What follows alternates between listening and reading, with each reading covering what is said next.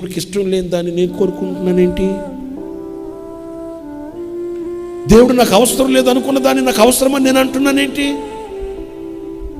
నేను ఎందుకు సంతోషంగా ఉండలేకపోతున్నాను? మనలో కూడా చాలామంది అనవసరమైన వాటి కొరకై మనం సంతృప్తిని పోగొట్టి వ్యధ చెందుతుంటాం.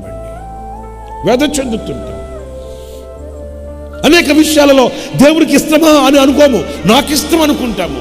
ఇది దేవుడు నాకు ఇచ్చాడా అని అనుకోము, నేను సంపాదించుకోవాలనుకుంటాం. ఇది దేవుడు నాకు అనుగ్రహిస్తున్నాడా అని అనుకోము, నేను పొందుకోవాలి, నేను సంపాదించుకోవాలి, నేను కూడగట్టాలి, నేను మూట కట్టాలి అనుకుంటామే. కానీ ఇది నా దేవుని మూలముగా నాకు అనుగ్రహింపబడిందా?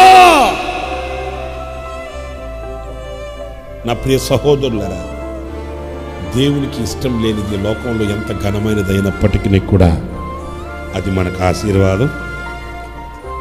దేవునికి ఇష్టమైనది లోకంలో ఎంత కష్టమైనది అయినప్పటికీ కూడా అది మనకు ఎంతో ఉన్నతమైనదిగా ఉంటుంది.